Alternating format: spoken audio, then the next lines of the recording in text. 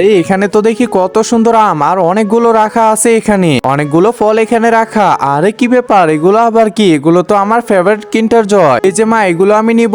আরে নানা রাজু, এগুলো নেওয়া যাবে না, রেখে দে। আচ্ছা ঠিক আছে, রেখে দিচ্ছি, চলো তাহলে।